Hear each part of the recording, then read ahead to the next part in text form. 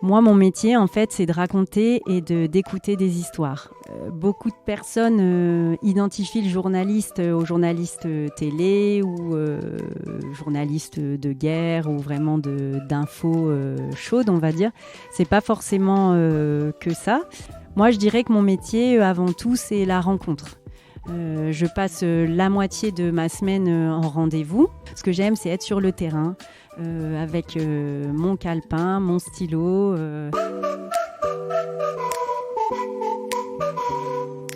Bonjour et bienvenue sur le podcast Allez Vas-y. Allez Vas-y, c'est le podcast qui met en lumière les personnes qui passent à l'action. Qu'ils soient dans le sport, dans l'entrepreneuriat, le bénévolat ou engagés pour une bonne cause, l'objectif est de vous faire découvrir des parcours de personnes qui ont décidé d'agir pour donner du sens à leur vie. Aujourd'hui, et c'est le cas un mercredi sur deux, vous allez retrouver un épisode consacré à l'entrepreneuriat, au bénévolat ou à l'engagement pour une bonne cause. Et n'oubliez pas, chaque vendredi, c'est un épisode Allez Vas-y consacré au sport. En écoutant ces parcours particuliers ou ces actions positives, j'espère que vous serez inspirés et pourquoi pas, que cela vous donnera, à vous aussi, l'envie d'agir. Et si vous aimez ces parcours, n'hésitez pas à parler du podcast autour de vous. Bonne écoute! Et j'ai pas dit que j'étais avec Amandine Pinault, qui est journaliste et chef éditeur. Oui, chef d'édition. Chef d'édition à la Gazette Nord-Pas-de-Calais. Je te laisse dire bonjour aux auditeurs, aux auditrices. Bonjour à tous. Voilà, on était parti sur une discussion et puis voilà, je me suis lancé comme d'habitude. Un monsieur rapide comme je suis, c'est étonnant. On va démarrer donc le portrait chinois. Si je te dis un lieu. Alors, un lieu que j'aime particulièrement, mais même s'il n'y en a pas ici, j'aime beaucoup la montagne, que ce soit l'été ou l'hiver. C'est vraiment un lieu que j'apprécie et que j'aime découvrir, à pied, à ski, en raquette. Ok, donc dans toutes les saisons, tu dans prends, toutes les saisons. Ok. On a une montagne, nous, mais c'est les terrils, n'est-ce pas? Oui, bon, c'est pas... bien aussi, mais c'est moins la montagne c'est pas de la vraie montagne. Si je te parle d'un plaisir gourmand, il serait plutôt sucré ou salé? Alors, il serait plutôt salé et liquide. J'apprécie beaucoup la bière. D'ailleurs, mes collègues rient souvent de moi parce que c'est vrai qu'aujourd'hui, dans la région, on a beaucoup de brasseries. Donc, on a un petit peu instauré ce secteur d'activité dans la Gazette. Et j'apprécie vraiment beaucoup de belles brasseries dans la région. Je pense à la brasserie Cambier, d'ailleurs, que j'avais rencontrée à leur début et qu'aujourd'hui est une vraie belle brasserie. Je pense à la brasserie du Pays Flamand, à la brasserie Tandem. Enfin, j'en ai plein à citer, mais c'est vraiment mon petit plaisir du week-end à consommer avec modération, bien évidemment. Bien sûr. Si je te parle d'une passion ou d'un passe-temps, ou les deux même, ça peut être différent, tu me dirais quoi?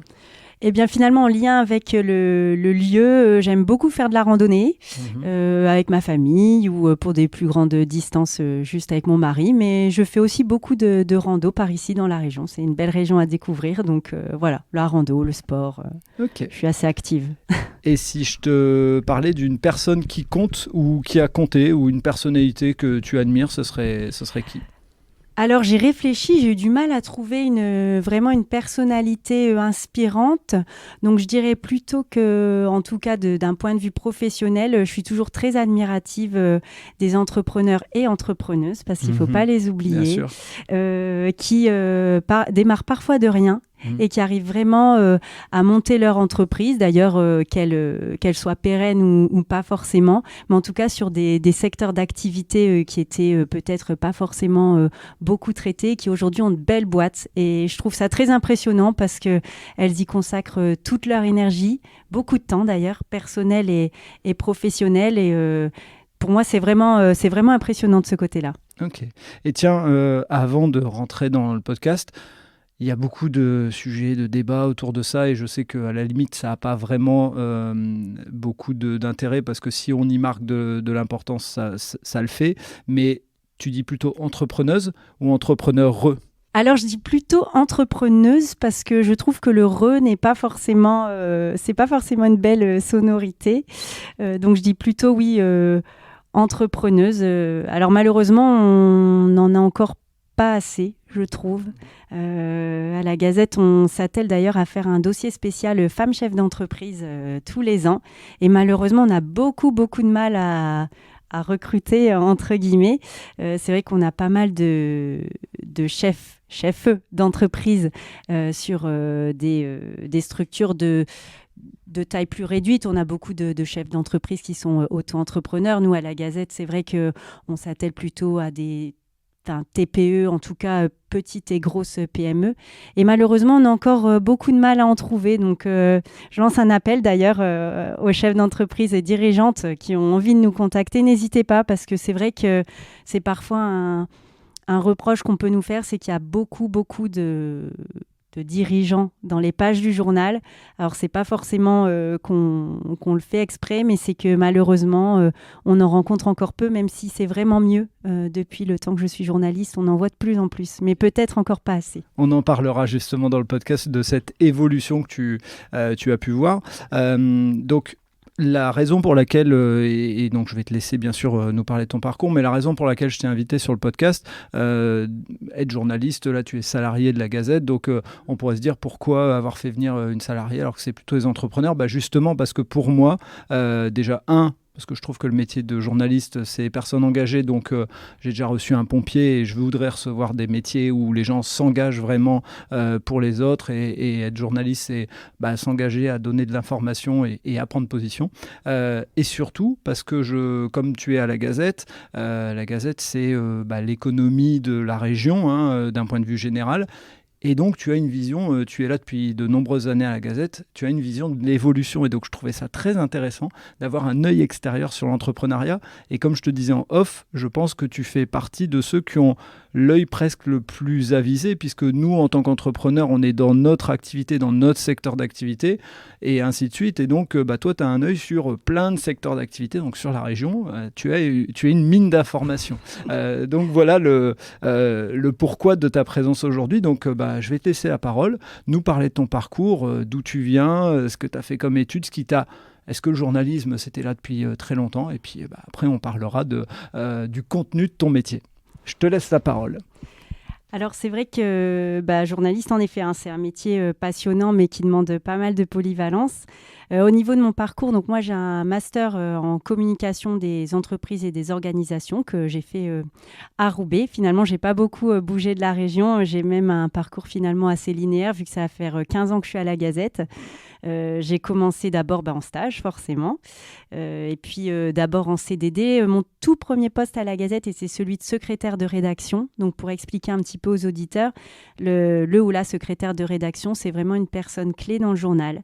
C'est la personne qui va décider avec le rédac-chef du contenu du journal, de qui couvre quoi sur quel secteur, et c'est aussi la personne qui va avoir le dernier œil sur les pages du journal, donc au niveau correction, typographie, titre, etc. C'est un métier qui est vraiment rigoureux, vu que forcément, ce sont les pages telles qu'elles vont ensuite être imprimées et être diffusées. Donc j'ai fait 1 an de secrétariat de rédaction, ça m'a beaucoup appris.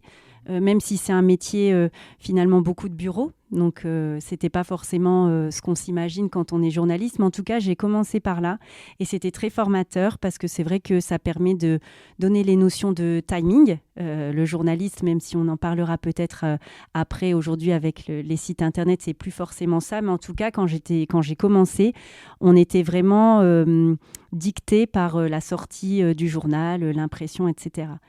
Et donc, en parallèle du secrétariat de rédaction, j'ai commencé à écrire un peu, donc au début sur des sujets divers et variés, vu que je débutais.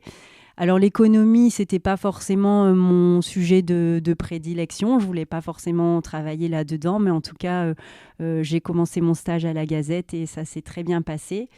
Être journaliste, alors ça arrivait assez vite. Parce que moi, j'ai toujours adoré écrire, que ce soit des lettres, des journaux. D'ailleurs, mes amis se moquent beaucoup de moi parce que moi, je n'ai pas d'agenda électronique. J'ai un vrai agenda papier que je trimballe un petit peu partout. Et aujourd'hui, j'écris beaucoup, même en rendez-vous. Enfin, je ne fais pas du tout de prise de notes par ordinateur. Donc vraiment, le cahier, le stylo, c'est le meilleur cadeau qu'on puisse me faire. Donc vraiment, j'ai toujours aimé ça. Et en fait, j'ai mon grand-père qui travaillait à Nord-Éclair en tant qu'illustrateur. Donc, à ce moment-là, il dessinait des cartographies, des plans, etc. Donc, pour ceux qui nous écoutent et qui ne sont pas de la région, dans la région, vous avez La Voix du Nord et Nord-Éclair, c'est les deux grands journaux de la région, sachant que c'est La Voix du Nord qui est celui qui est le plus connu, mais Nord-Éclair, effectivement, couvre un gros territoire aussi. Oui, ça reste un quotidien bien connu sur la région. Et j'ai ma maman, en fait, qui travaille dans l'administratif aussi à Nord-Éclair. Donc, c'est vrai que j'y allais le mercredi, etc. C'était un métier que j'aimais bien. Et donc, assez rapidement, j'ai vraiment fait mes études pour faire ça. Alors, bon, j'aurais pu faire l'ESJ, donc l'École supérieure de journalisme. Mais le concours, tout ça, c'est pas trop pour moi. Enfin, je suis pas très douée là-dedans. Moi, je suis quelqu'un d'assez anxieux. Donc, c'est vrai que voilà, ça me mettait un peu trop de pression. Et puis aujourd'hui, de toute façon, on arrive à être journaliste par un peu n'importe quelle voie, j'ai envie de dire. C'est vrai que surtout l'écriture... moi, je trouve que ça s'apprend pas tellement. Soit on l'a, soit on l'a pas. L'écoute du journaliste, c'est pareil, ça s'apprend pas à l'école. Et donc, du coup, ensuite, à la Gazette, au fur et à mesure, je me suis spécialisée dans les secteurs d'activité que j'affectionnais particulièrement. Alors, ce qui est intéressant à la Gazette, c'est qu'on n'est pas spécialisé par secteur géographique. On est à la Gazette, on est spécialisé par secteur géographique et non pas par secteur d'activité. D'accord. Donc moi, je traite tout ce qui est métropole lilloise, mais le lundi, je peux très bien voir une PME industrielle, le lendemain, une start-up du numérique, ensuite une entreprise de santé. Et c'est vraiment ce que j'aime dans mon métier, c'est que c'est très varié. Alors ça demande beaucoup d'adaptation à chacune des personnes que je vais rencontrer, parce que des fois, je vais voir des entreprises dont je ne connais pas du tout le secteur d'activité. Donc, ça demande à la fois pour mon interlocuteur et pour moi de m'adapter, mais c'est vraiment ce que j'aime dans ce métier. On y reviendra dessus d'ailleurs sur cette adaptabilité. Juste avant, pour qu'on donne un petit cadre aux gens, la Gazette, c'est un réseau national, c'est ça, si j'ai bien compris ? Alors en fait, la Gazette, donc c'est un peu une vieille dame de la presse, parce que ça fait plus de 100 ans que ça existe. Donc ça a été créé en 1865, ça s'appelait Les Affiches. Donc c'était un journal d'annonces légales. Donc en fait, les annonces légales, ce sont les annonces qu'on va publier dans un journal quand on crée une entreprise. Je pense que ça doit parler à pas mal d'entrepreneurs qui nous écoutent. Bon, malheureusement, c'est aussi pour les liquidations judiciaires, les marchés publics, etc. Il y avait également des articles de jurisprudence et de droit. D'ailleurs, c'est encore une compétence qu'on a aussi dans le journal pour coller à notre lectorat pas mal de professionnels du chiffre et du droit, donc avocats, notaires, experts comptables, commissaires aux comptes. Et en fait, pour la petite histoire, nous, aujourd'hui, la rédaction, on est dans la chambre de l'ancien fondateur de la Gazette.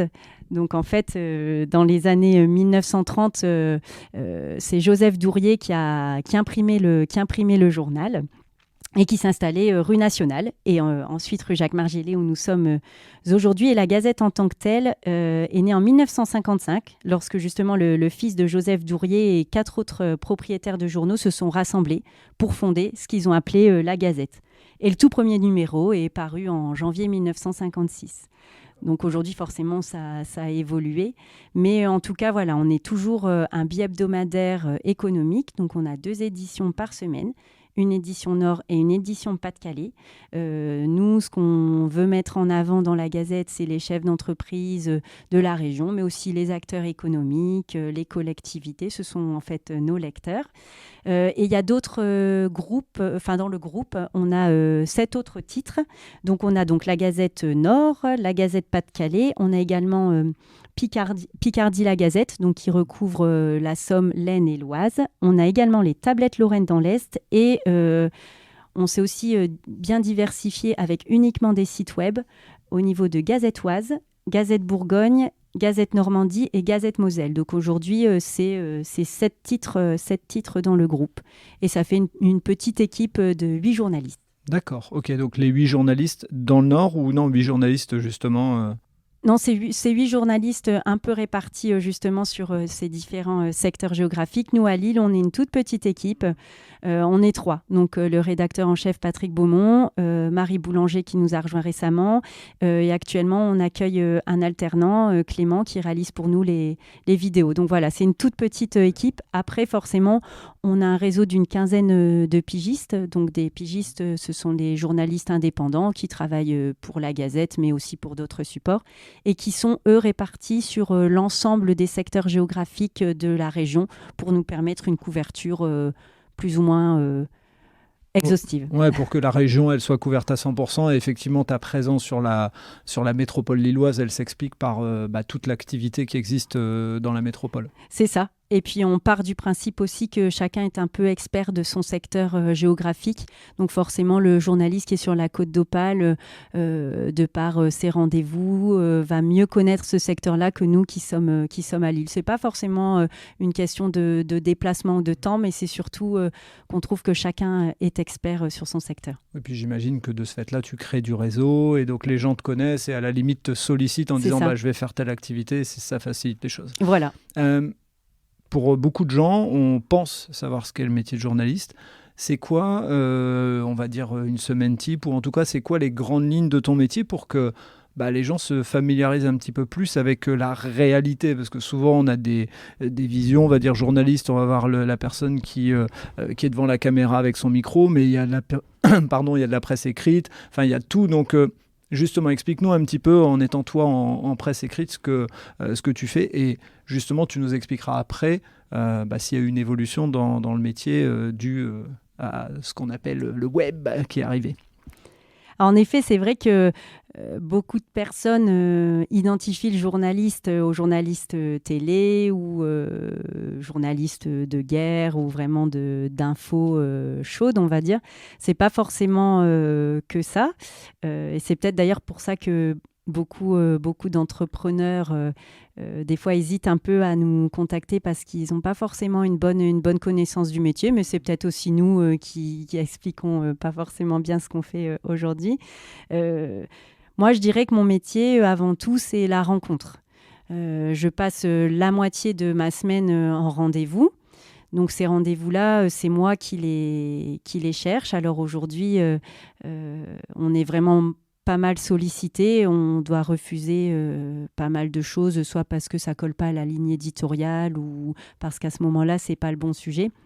Mais voilà, moi, ce que j'aime, c'est être sur le terrain avec mon calepin, mon stylo et aller à la rencontre d'un chef d'entreprise. Et moi, mon métier, en fait, c'est de raconter et d'écouter des histoires. Quand je rencontre quelqu'un, souvent une création d'entreprise, c'est un parcours de vie, ça arrive à un moment donné.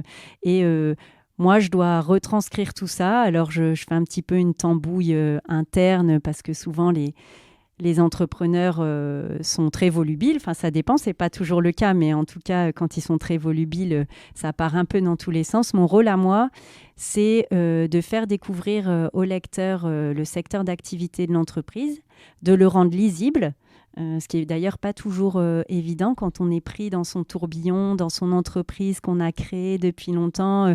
Il faut aussi être pédagogue, donc c'est aussi mon rôle de savoir recadrer, de bien expliquer à quel type de journal ils vont s'adresser. Donc ça, c'est à peu près la moitié de mon temps. L'autre moitié de mon temps, c'est la rédaction. Alors avant, c'est vrai qu'on était vraiment dicté par le journal papier. Alors on a toujours ça parce qu'on a forcément toujours le journal papier qui sort tous les vendredis. Donc forcément, nous, on boucle, pour donner une idée, on boucle à une semaine, donc c'est-à-dire le vendredi de la semaine d'avant. Donc forcément, ça laisse quand même un délai qui explique que parfois, dans un hebdo, forcément, l'actualité est toujours en retard par rapport à un quotidien ou un site web, et c'est ce qui nous amène aussi à nous renouveler.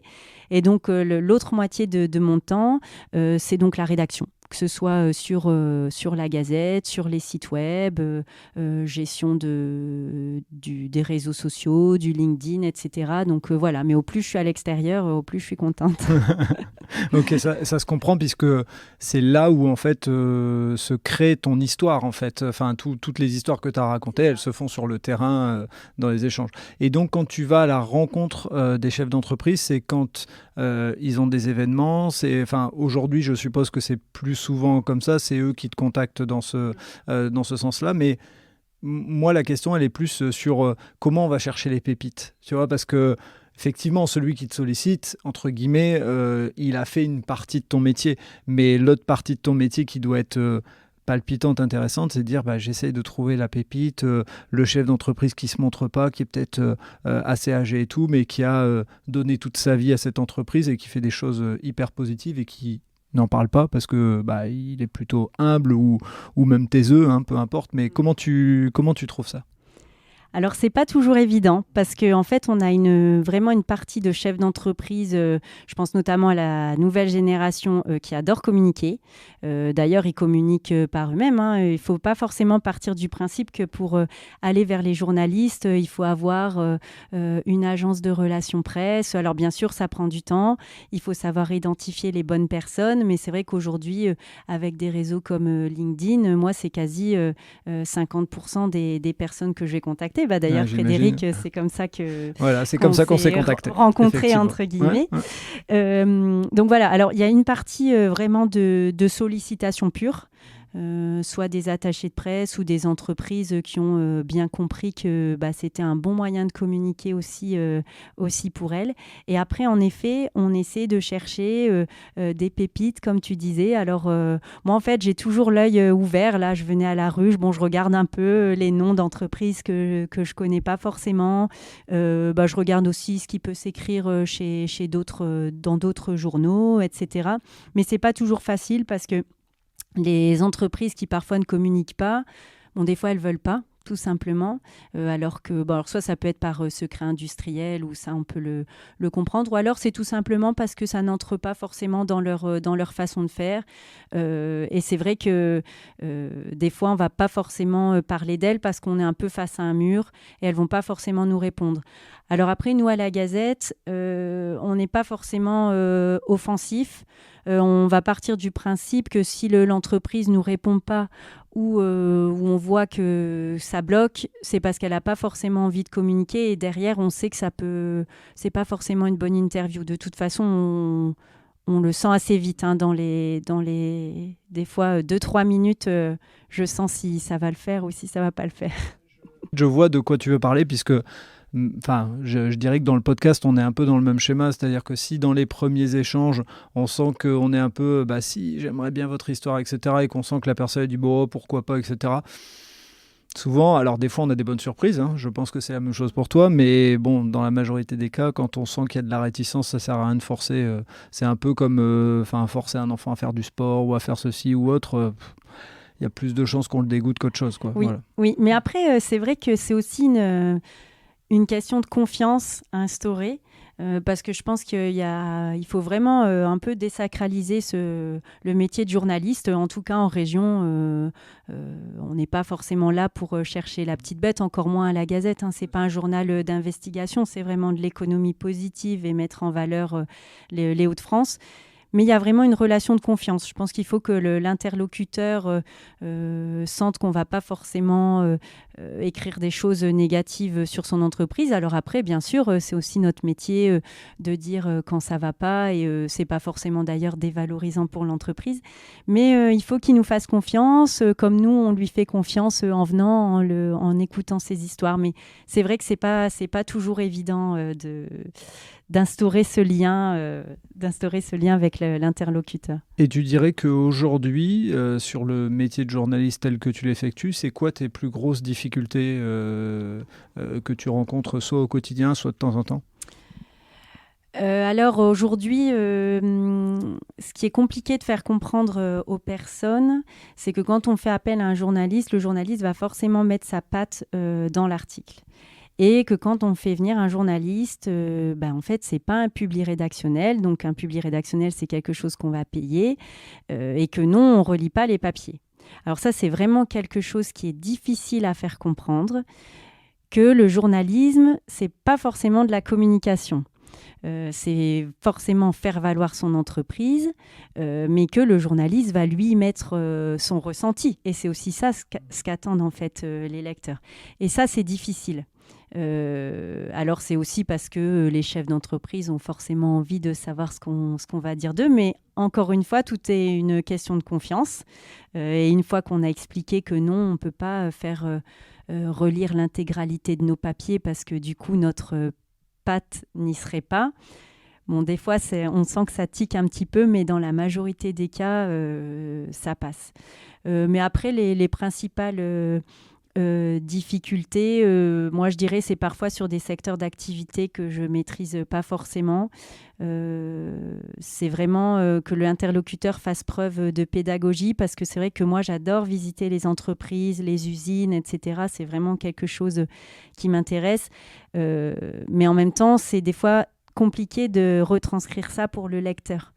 Donc c'est aussi... Après, c'est mon travail aussi de rendre ça, de vulgariser entre guillemets le propos. Mais en fait, je dois toujours m'adapter au secteur d'activité, à la personne que j'ai en face de moi. Mais c'est aussi ce qui fait que c'est enrichissant et que je rencontre plein de personnes différentes. Ouais, forcément.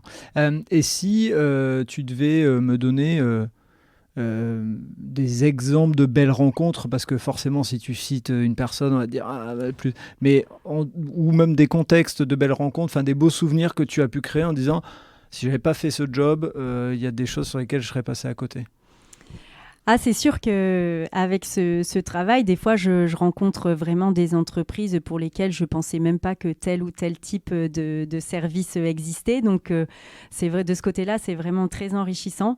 Alors moi, ce que j'aime bien, c'est vrai qu'il y a des entrepreneurs que je suis depuis le début. Alors là, comme ça, c'est vrai que je pense surtout à Bastien Donien des Paniers de Léa. Alors, je l'ai rencontré, il venait vraiment de se créer. Ça fait partie de mes premiers papiers. Et aujourd'hui, on a toujours plaisir de se retrouver parce que, en fait, 15 ans après, sa boîte a bien grossi, etc. Donc, c'est un plaisir pour moi de voir que l'entreprise grossit. C'est vrai que des fois, c'est un petit peu un regret, c'est de voir les entrepreneurs au début de leur création. Bon, après, je les suis via ce qu'ils peuvent publier, mais après, on n'a pas forcément de nouvelles. Et pour nous, c'est vraiment une réussite, en fait, quand l'entreprise a réussi. Après, je pense aussi, d'ailleurs, tu l'as reçu dans ton podcast, mais à Baptiste de Promis Juré. Mmh. Voilà, ça, je m'en souviens très bien aussi. Il venait tout juste de créer sa boîte et aujourd'hui, ça a vraiment bien évolué et je suis contente pour lui parce que c'est quelqu'un de super et puis ce sont des super produits. Mais voilà, c'est ça. Voilà. C'est ça. Et je parlais tout à l'heure dans le portrait chinois de la brasserie Cambier à Croix. C'est pareil, je l'ai vraiment rencontré au tout début et aujourd'hui, je vois que ça évolue bien. Et après, des fois, même si c'est pas forcément des réussites comme ça que je peux citer sur le long terme, ça peut être des personnes avec lesquelles ça a vraiment bien matché, qui par exemple peuvent créer à la suite d'une reconversion, d'un licenciement, etc. Encore une fois, c'est des parcours de vie, c'est toujours très enrichissant. Ouais, tu rencontres des gens comme là, moi aujourd'hui sur le podcast, et effectivement, l'échange, souvent, il est très riche. Alors, des fois, il y en a avec qui ça suit et on donne la suite. Et puis, des fois, c'est pas le cas. Et pour autant, la rencontre a été quand même belle et ça change pas grand-chose. Par rapport au fait que ça fait aujourd'hui, et c'est là aussi l'intérêt de te recevoir, ça fait 15 ans que tu suis des entrepreneurs. Qu'est-ce que tu as vu évoluer dans l'entrepreneuriat dans la région, puisque tu es plutôt dans ce secteur? Qu'est-ce que tu as vu évoluer? Comment quand tu prends du recul sur toi, il y a, allez, on va dire 15 ans, mais peut-être 10 ans, mais même peut-être 5 ans, qu'est-ce que tu as vu changer? Alors déjà, le nombre croissant d'entreprises. Il y a 10 ans, on n'était pas sollicité comme on l'est aujourd'hui. Aujourd'hui, des sujets, on en a presque trop. Mais tant mieux, ça veut dire que la région est bien dynamique. Il y a aussi eu un vrai regain et un vrai dynamisme de la région. Et ça, on s'en rend compte dans les écosystèmes, que ce soit Euratechnologie, Eurasanté, Eurasenior. Je ne les cite pas tous, mais en tout cas, on a vraiment, vraiment beaucoup de chance dans la région parce que ce sont de de beaux incubateurs qui valorisent vraiment les Hauts-de-France. Aujourd'hui, je pense que les Hauts-de-France sont loin de l'idée qu'on pouvait en avoir il y a quelques années. C'est vraiment un territoire dynamique. Et ce qu'on voit, en tout cas, moi, ce que je vois, c'est que maintenant, il y a beaucoup d'entreprises en dehors de la région qui ont envie de s'y installer. Et ça, je trouve que c'est quand même très positif parce que ça montre que voilà, l'île commence en tout cas à devenir attractive.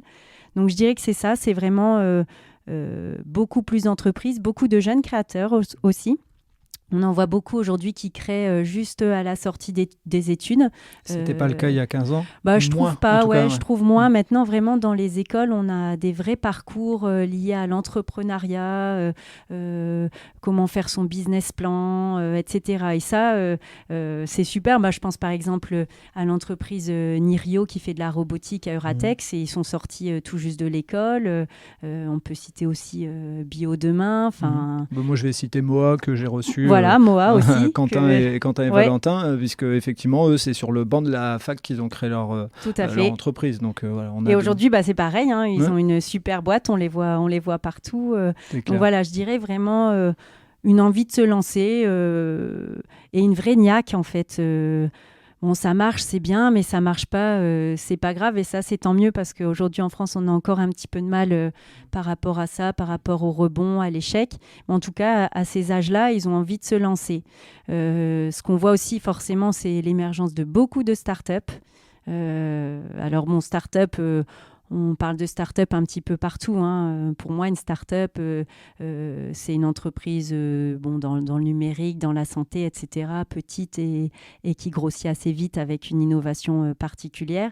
Mais en tout cas, aujourd'hui, voilà, on a un peu le mot start-up à toutes les sauces.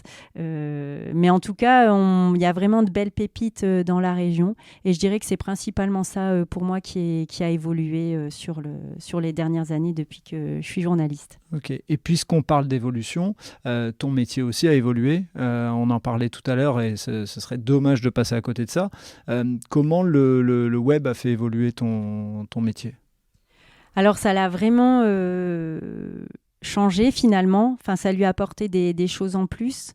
C'est vrai qu'au départ, on était vraiment un petit peu contraint par le calendrier du journal, donc le bouclage tel jour, donc forcément l'événement qui se déroule après, ça paraîtra bien plus tard dans la Gazette avec un certain nombre de signes, de pages, etc.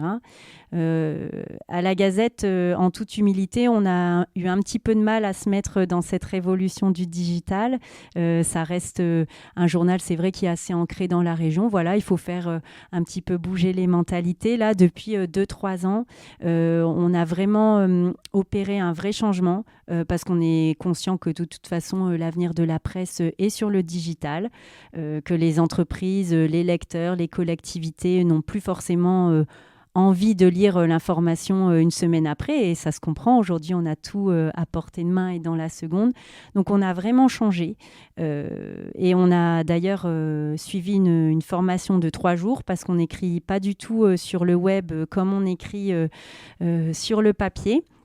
Donc, au départ, à la rédac, on était un peu anxieux parce que... on n'avait pas envie de se transformer en robot journaliste, mais finalement, c'est pas uniquement ça. Maintenant, on a bien pris conscience que forcément, il y a des notions de référencement. C'est des choses qu'on doit faire parce que c'est aussi faire connaître la marque Gazette. Aujourd'hui, on n'est plus seulement un journal, on est vraiment une marque avec des journaux papier, des sites web, des réseaux sociaux. Et c'est hyper important pour nous aujourd'hui de jouer sur tous ces tableaux. Et là, depuis 1 an et demi, 2 ans, on a vraiment axé nos contenus sur la vidéo parce que c'est quelque chose qui est indispensable aujourd'hui. C'est clair aussi, hein. Là-dessus, il n'y a pas de secret. On ne peut pas passer à côté, on va dire. Voilà, on ne peut pas passer à côté. Alors, on a justement pris des alternants successivement qui nous aident là-dedans parce que moi, je l'avoue, je n'ai pas du tout de compétences dans tout ce qui est montage vidéo et que c'est un autre métier aussi.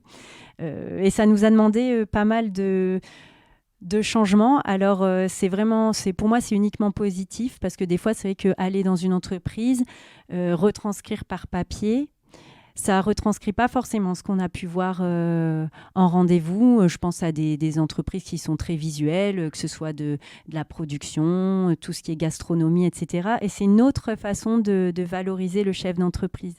Donc aujourd'hui, on publie à peu près 2 vidéos par semaine. Alors, ça peut être soit sur des manifestations économiques, des portraits d'entreprise qu'on peut coupler ensuite avec un article papier, mais pas forcément. Et voilà, on a vraiment généré un vrai trafic et aussi on a apporté un nouveau lectorat, du coup plutôt des internautes. Et ça modernise un peu le support. Et pour nous, c'est hyper enrichissant de se mettre comme ça un petit peu en scène parce que c'est vrai qu'on essaie de se filmer aussi pendant le reportage et on s'est rendu compte que c'était les internautes aimaient beaucoup voir un peu les dessous du métier. Ah oui, en fait, on rejoint un petit peu ce que les gens ont l'habitude de voir. L'avantage, c'est que vous gardez un œil un peu différent et un mode de fonctionnement un peu différent. Et ce qui est sûr après derrière, c'est que quand on regarde LinkedIn, je pense qu'il y a plein de gens qui connaissent la Gazette aujourd'hui. Si c'était resté que papier, c'est ça. Je pense qu'ils ne le connaîtraient pas. Il faut être ouais, clair. Bien sûr. Moi, j'ai la chance ici à La Ruche de la voir à l'accueil. Mais sincèrement, s'il n'y avait pas à l'accueil, je ne suis pas sûr que je le verrais ou autre. Par contre, sur LinkedIn, comme je vois tes publications et autres et que vous êtes actif là-dessus, voilà, ça fait la différence. Donc effectivement, le métier de journaliste, il a changé. Et pour autant, moi, je trouve que l'intérêt de garder ce format papier, écrit est différent. Il y a une autre approche aussi. Enfin, voilà. Et puis, il y a une génération qui, pour l'instant, n'a pas encore totalement fait le pas. Puis bon, voilà, on va se dire un truc aussi, c'est que dernièrement, j'entendais la myopie, elle se développe parce qu'on regarde beaucoup d'écrans. Quand de temps en temps, on va regarder du papier, c'est un peu différent aussi, ça nous coupe. Donc voilà, je fais le vieux con, comme des fois je le fais sur mon podcast, mais c'est pas grave. Non, voilà. mais c'est vrai. Et puis, nous... le retour qu'on a aussi, c'est que la Gazette est aussi un outil de travail. Comme au milieu du journal, on a tout ce qui est annonce légale. Il y a des personnes qui vont les lire, les mettre sur leur bureau, etc.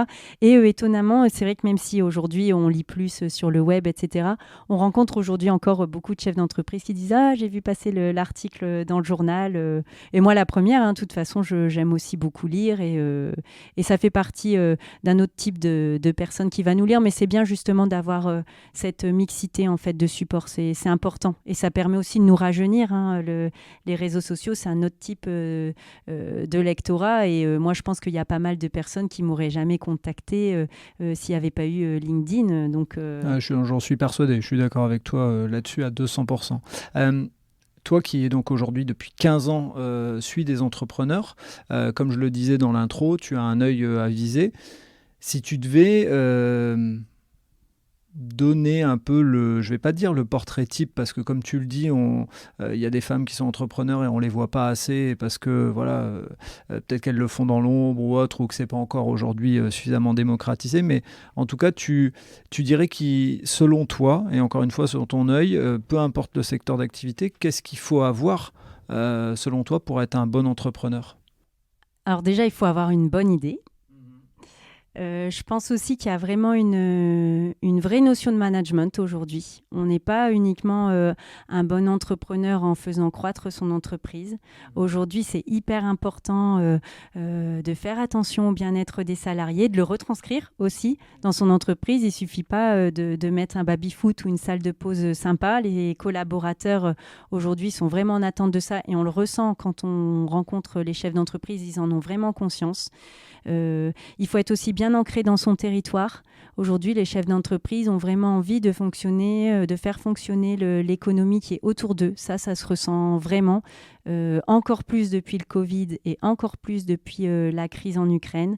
Donc, faire fonctionner les producteurs locaux, les fournisseurs à moins de 150 km de chez soi, ça, c'est vraiment important. Et je pense aussi qu'il faut savoir être un homme ou une femme de réseau, pas forcément... pour moi, le chef d'entreprise, un peu à l'ancienne, on va dire, qui reste dans son coin, c'est plus forcément l'idée du chef d'entreprise qu'on se fait aujourd'hui. Alors, il en reste encore, et dans la région, d'ailleurs, on en a encore beaucoup. Mais voilà, c'est vraiment le chef d'entreprise qui va réussir à se montrer, à faire de son entreprise une belle marque et à la faire vivre et à la faire rayonner. Ok. Et c'est quoi l'avenir de la Gazette? C'est quoi est-ce qu'il y a d'ailleurs des alors, tu vas pas me faire une révélation et me dire les changements qui vont arriver et autres, mais c'est quoi l'orientation? Est-ce qu'il y a une vision nouvelle qui est en train d'arriver, ou est-ce que vous continuez à vous développer sur les réseaux sociaux? C'est quoi l'avenir en tout cas pour la Gazette? Est-ce qu'il y a des éléments nouveaux qui doivent arriver? Aujourd'hui, pour la Gazette, ce qui est important vraiment, c'est de faire venir des internautes sur notre site et de leur proposer justement un contenu qui va être différent et enrichi par rapport à notre contenu papier.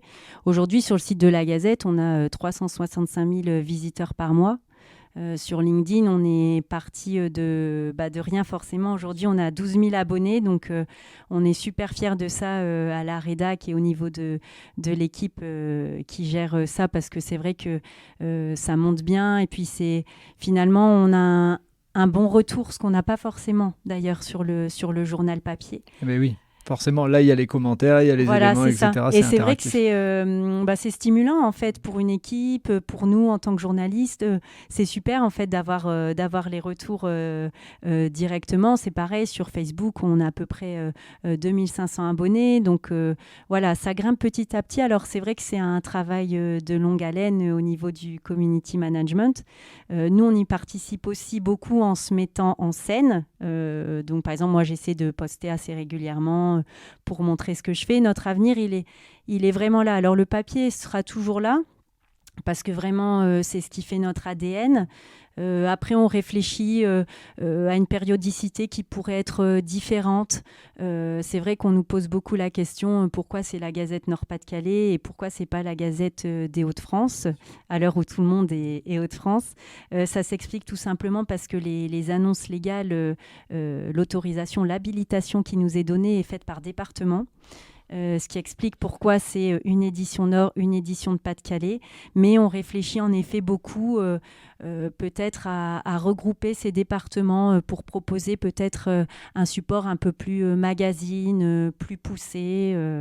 Voilà, c'est ce qui est en ce moment dans les tuyaux, et toujours continuer la vidéo, parce que c'est vraiment quelque chose qui nous plaît et sur lequel, en tout cas sur les autres types de supports, un peu comme la Gazette, je pense qu'on se différencie. Et après 15 ans, et j'ai connu de longues périodes de fidélité à une entreprise, donc je sais que quand on est stimulé, ça peut faire 15 ans, ça peut faire 20 ans. C'est juste devenu très rare aujourd'hui dans notre monde actuel. Au bout de 2 ans, on a fait le tour. Enfin, 2 ans. 1 an et demi, je commence à avoir fait le tour. 2 ans, c'est bon, j'ai tout vu. Comment justement on se motive au quotidien, et justement, est-ce que tu entends là maintenant te challenger sur d'autres choses tout en restant à la Gazette? C'est vrai que ça fait longtemps. Enfin, en fait, hormis mes stages, je n'ai travaillé qu'à la Gazette. Ce qui me fait rester, c'est qu'en fait, on a beaucoup, beaucoup d'autonomie. C'est moi qui choisis mes sujets. Ils ne sont pas forcément retravaillés. Donc, c'est aussi ça qu'on aime dans le métier de journaliste, c'est pouvoir mettre en avant des personnes qui vont nous impacter et qui vont impacter le lecteur. Alors, forcément, oui, c'est vrai que c'est un challenge. Par exemple, l'écriture sur le web, ça a été un vrai challenge pour nous, parce que forcément, ça nous force à écrire différemment. Et c'est pareil, aujourd'hui, on n'écrit plus forcément comme j'écrivais il y a une dizaine d'années, des formats plus courts, vraiment quelque chose. Il faut proposer aujourd'hui quelque chose de différenciant, parce que le lecteur ou l'internaute a tellement d'infos qu'il ne va pas forcément savoir où chercher la bonne. Donc, il faut vraiment proposer quelque chose qui nous différencie des autres supports. Donc, moi, c'est vraiment ce que j'aime à la Gazette. C'est d'avoir aussi, tu le disais tout à l'heure, finalement un pied extérieur et à la fois intérieur, en fait, dans l'économie régionale. Et moi, c'est vrai que j'adore vraiment ma région, donc j'aime mettre en valeur, oui, tant mieux, toutes ces différentes personnes que je peux rencontrer, et je trouve que c'est une chance.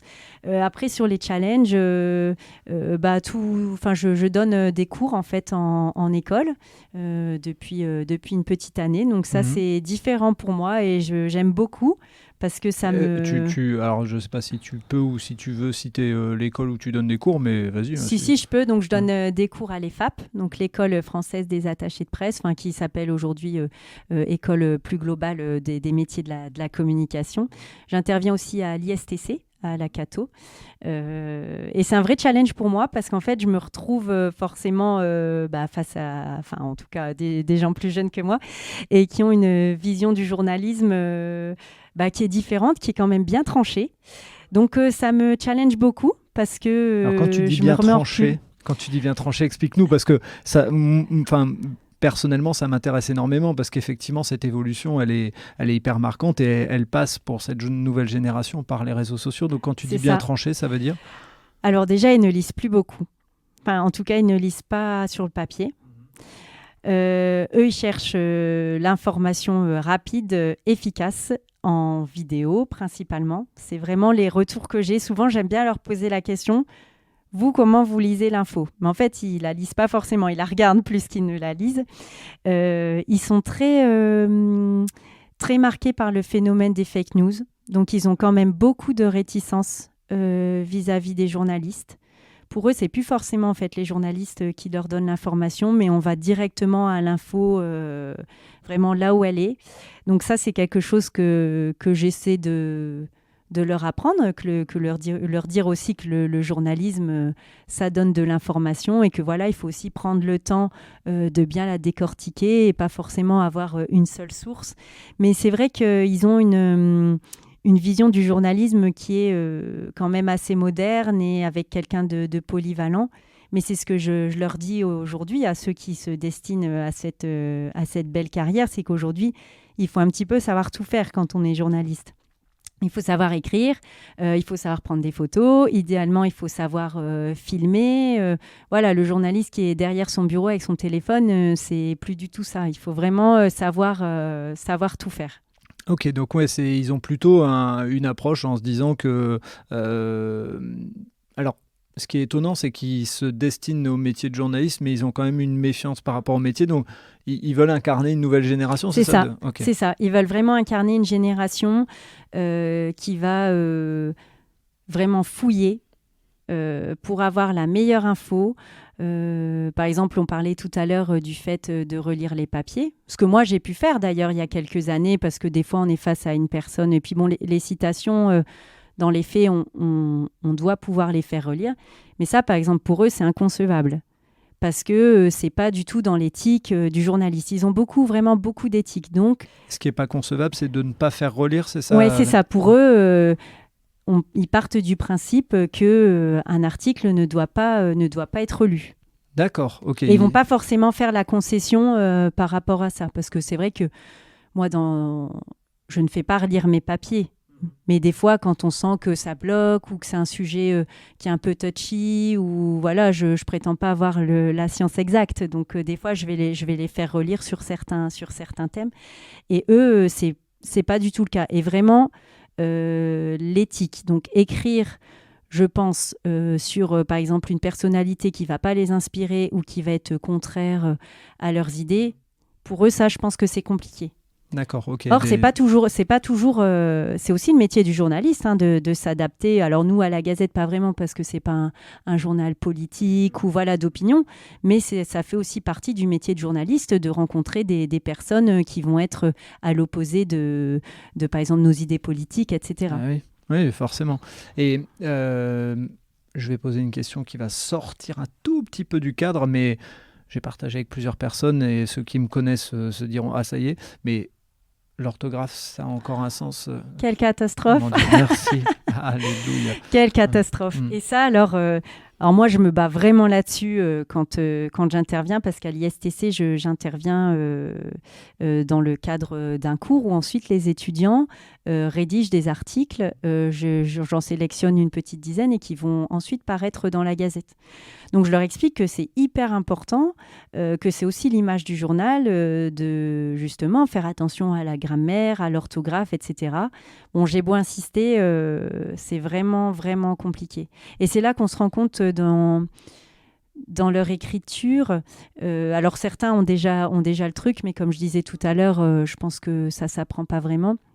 Mais c'est qu'aujourd'hui, la consommation de l'information est tellement rapide que c'est difficile parfois de retranscrire sur le papier. Il faut vraiment leur apprendre les bonnes techniques. Rédiger un article, c'est pas si facile que ça en fait. Il faut vraiment vivre l'article et surtout s'adresser au lecteur. Et ça, c'est quelque chose que j'essaie de leur dire parce qu'ils le savent pas forcément d'ailleurs. Oui. Et alors moi, le message que je peux passer s'il y a des jeunes qui veulent devenir journalistes qui écoutent, parce que je vais dire, ça concerne plus souvent les jeunes, c'est que moi, si aujourd'hui je vois un article avec beaucoup de fautes d'orthographe ou une vidéo avec des titres avec beaucoup de fautes d'orthographe, je vais avoir l'impression que c'est une fake news. Ouais. Alors, je me sens pas si vieux que ça, 43 ans, ça va encore, mais justement, si je vois des fautes d'orthographe, moi, je vais me dire, je vais avoir un doute. Parce que pour moi, le journaliste, en tout cas celui qui écrit, c'est quelqu'un qui soit maîtrise l'orthographe, soit s'est fait relire.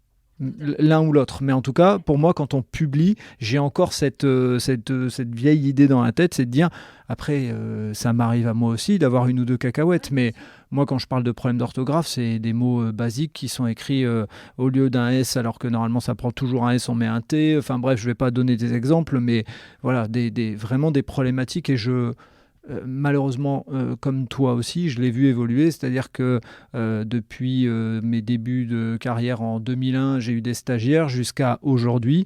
Et là, aujourd'hui, je peux plus autoriser la publication sans relire parce qu'il y a trop de fautes. Et j'en discute avec moi ouvertement, honnêtement. Moi, c'est pas un truc que je cache. Et je sens que oui, il y a un vrai manque. Il y a un vrai fossé. Et d'ailleurs, que ce soit dans le journalisme ou dans les métiers de la communication, voilà, aujourd'hui, malheureusement, on voit beaucoup de communiqués de presse qui passent avec des belles fautes. Et nous, il faut savoir que l'article, par exemple, il est relu 3 fois en fait avant d'être publié. Alors, ça n'empêche pas une cacahuète. Bien sûr, mais ça n'empêche pas les erreurs, mais en tout cas, moi je suis un peu comme toi et j'y accorde beaucoup d'importance et je trouve que c'est un vrai manque quand il y a une belle faute. Donc c'est vrai qu'après, voilà, il faudrait peut-être que les jeunes lisent plus. Est-ce que c'est une génération comme ça? Il faut repasser derrière. Mais en tout cas, voilà, je trouve que c'est un vrai gage de qualité de l'article ou de la vidéo. Voilà. C'est un peu le plaidoyer que moi j'essaye de faire, ne serait-ce que déjà avec mes enfants, en leur disant voilà, aujourd'hui, si vous écrivez bien et tout, c'est déjà, faut pas oublier que pendant encore 10-15 ans, les décideurs seront pour une grande majorité des personnes un peu plus âgées, donc qui auront encore cette habitude de l'orthographe. Dans 20 ans, dans 30 ans, ce sera peut-être différent, mais encore pendant un temps. Donc attention à ne pas se mettre tout seul des bâtons dans les roues sur l'avenir. Bien sûr, surtout qu'il y a les articles, mais il y a aussi ne serait-ce que écrire un mail. Voilà, c'est pas forcément écrire de longues phrases, mais en tout cas... un mail avec une faute, c'est sûr que c'est assez rédhibitoire. Ne serait-ce que les CV, où des fois j'ai vu des CV avec des fautes d'orthographe là, ces derniers temps, je me suis dit, mon Dieu. Disons que oui, voilà, ça n'engage, c'est pas forcément c'est un peu un mauvais signe, mais c'est sûr qu'autant mettre toutes les chances de son côté et être assez vigilant, en effet. Ça fait un peu les vieux qui radotent tous les deux avec leur micro, mais clairement, c'est une évolution du métier. Ah, c'est une évolution, bien sûr. Clairement. Et nous, on y fait attention dans nos recrutements. Aujourd'hui, sachant que des fois, on publie justement tout de suite sur le web, on ne peut pas se permettre d'avoir quelqu'un qui va faire des fautes d'orthographe parce que c'est l'image du journal. Puis encore une fois, si on revient aux éléments de base, les lecteurs, c'est aussi il y a une partie de personnes plus âgées, etc. C'est ça. Je pense que si dans la Gazette, ils voient une faute d'orthographe ou si sur leur mail, ils reçoivent une newsletter avec des fautes d'orthographe, encore une fois, comme on dit, une cacahuète, c'est pas grave, mais voilà, tu peux perdre en crédibilité. Ouais, donc, tout à fait. Voilà, c'est hyper important. C'est le principe. Alors, moi, j'ai envie de... Malheureusement, on va être un petit peu anachronique, mais normalement, le podcast sera publié, on ne va pas se mentir, plutôt vers l'hiver et tout. Et donc là, dans quelques jours, arrive la braderie de Lille, qui a été annulée ces dernières années avec Covid, tout ça. Et puis, elle a été un peu remodifiée aussi avec les attentats. Est-ce que ça a un impact pour la Gazette, la braderie? Est-ce qu'il y a un peu d'événements autour de ça pour vous? Est-ce que ça impacte un petit peu le journal? Alors pour nous, ça a pas vraiment d'impact. Alors je sais que auparavant, vraiment au début de la Gazette, il y avait un stand juste devant la Gazette où on vendait d'anciens journaux. Par contre, c'est vrai que ça va pas forcément être le type d'événement qu'on va couvrir. Et d'ailleurs, sur certains sujets, c'est ce que j'explique aux attachés de presse, c'est vrai que finalement, ce qui va être très grand public, c'est pas forcément ce que nous on va couvrir dans la Gazette. Après, par exemple, justement, sur ce type de sujet, on pourrait plutôt envisager une vidéo. Oui. Et c'est ce qui fait aussi notre force aujourd'hui, c'est sur des sujets qui aujourd'hui vont pas forcément bien se retranscrire à l'écrit. Dans le journal, ce serait faire une vidéo. Après, voilà, c'est des choses auxquelles on réfléchit.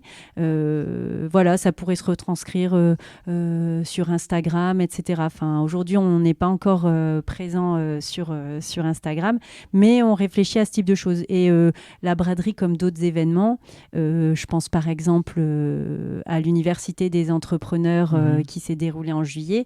Avant, on rédigeait un papier. Là, cette année, on a fait une vidéo. Et en fait, les gens préfèrent parce que finalement... l'émotion, elle ressort par là, quoi. Et puis, retranscrire des débats, c'est beaucoup moins parlant que de voir un intervenant qui va s'exprimer directement. Donc ça aussi, sur ce type d'événement, on a vraiment évolué et ça nous permet d'ailleurs de couvrir des sujets qu'on n'aurait peut-être pas couverts parce que sur le papier, c'est trop tard. Ou pas du tout en accord avec la temporalité. Donc la vidéo nous permet ça et d'ailleurs nous permet aussi de nous adresser forcément à un public qui est différent. Et ça marche bien d'ailleurs, les vidéos de restos, de boutiques, c'est des choses dont on ne va pas parler dans la Gazette mais qui marchent très bien en vidéo. Ouais, donc vous avez un côté complémentaire quand vous intervenez. Écoute Amandine, moi j'ai fait le tour de mes questions, mais est-ce que justement toi il y a quelque chose dont tu voulais parler, tu te dis mince, on n'a pas abordé ce sujet? Non, je dirais plus qu'il ne faut pas forcément hésiter à nous contacter en fait en tant qu'entrepreneur ou entrepreneuse. Et si je suis entrepreneur ou entrepreneuse, je te contacte via LinkedIn? Alors LinkedIn, ça marche bien. Après voilà, vous pouvez voir aussi ce qu'on fait sur notre chaîne YouTube, sur nos réseaux sociaux. Mais c'est vrai que LinkedIn, moi j'aime bien parce qu'on a le contact direct. Voilà, si c'est pas forcément un sujet qui va nous intéresser, on va répondre tout de suite. Mais voilà, il faut pas hésiter à nous solliciter parce que c'est une belle vitrine pour l'entreprise. Recevoir un journaliste, c'est pas très compliqué. On essaie d'être vraiment dispo. Voilà, ça se prépare quand même une interview. On reçoit pas un journaliste comme ça. Mais il faut pas hésiter. Nous, on est toujours à la recherche de belles histoires dans la région, d'entrepreneurs ou d'entrepreneuses qui ont créé quelque chose, qui ont envie d'en parler. Pour nous, voilà, c'est ça notre métier, c'est ça qu'on aime faire. C'est raconter des belles histoires sur les Hauts-de-France. Ok, juste pour terminer, si je suis une marque, je dirais que le mot entrepreneur, il n'est plus toujours aussi clair.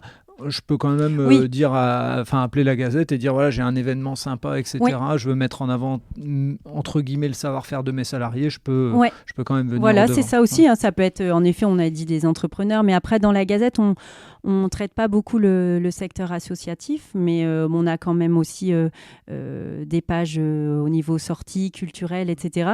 Mais ça peut aussi être des manifestations économiques qui vont se dérouler. Donc non, il faut vraiment pas hésiter. Ok, la Gazette est le relais qui permet de mettre en avant des belles actions et de montrer que la région est dynamique. Et c'est vrai, on a tendance à souvent râler, etc., nous Français, mais il faut reconnaître que les pouvoirs publics dans les Hauts-de-France se bougent vraiment beaucoup. Il faut le reconnaître et il faut les applaudir. Oui, et puis c'est ce qui fait aussi que la région a quand même beaucoup évolué. Aujourd'hui, on associe vraiment la région au numérique, à la santé, à la robotique. Alors certes, il y a toujours l'industrie, et d'ailleurs, c'est une force pour la région. Mais aujourd'hui, il y a tellement de secteurs d'activité qui sont plébiscités dans les Hauts-de-France. Il faut le reconnaître, c'est vraiment une région très dynamique et riche en créateurs et créatrices d'entreprises. Ah oui, parce qu'il y a encore quelques années, je me souviens qu'on disait c'est la région des centres commerciaux et aujourd'hui ça a bien évolué grâce à tout ça, donc faut le dire. Oui, il faut le dire, et puis c'est vrai qu'il y a beaucoup d'entreprises qui sont vraiment engagées dans des belles démarches, plus responsables, vraiment avec un management bien tourné vers le salarié, et voilà, ça c'est aussi une de nos forces. Top. Il faut le faire savoir. Bah oui, il faut le faire savoir, c'est pour ça. Donc l'objectif du podcast, c'est ça aussi un petit peu, c'est mettre en avant le fait de mettre en lumière. Donc moi, ça me va très très bien. Écoute Amandine, merci d'avoir accepté mon invitation. Ça me fait plaisir de partager ton parcours et puis ce que vous mettez en avant aussi. C'est complémentaire entre guillemets à ce que je fais. Alors moi, je le fais plutôt côté, on va dire, action complémentaire à mon entreprise, mais c'était aussi le moyen pour pouvoir partager ensemble. Donc merci. Et merci puis beaucoup. Une publication qui va être un petit peu anachronique puisque là on a souffert de la chaleur dans le bâtiment et normalement il passera en hiver. Donc voilà, chacun son moment, mais nous là on a bien souffert de la chaleur. Voilà. On sera à l'écoute cet hiver. Ouais, c'est ça. Merci à toi. Merci au plaisir. Frédéric. À bientôt. Merci d'avoir écouté cet épisode jusqu'au bout. J'espère que vous avez apprécié ce moment et si vous voulez en savoir plus, rendez-vous sur les notes du podcast. Si vous avez aimé cet épisode, n'hésitez pas à en parler autour de vous pour donner encore plus de lumière aux actions des invités.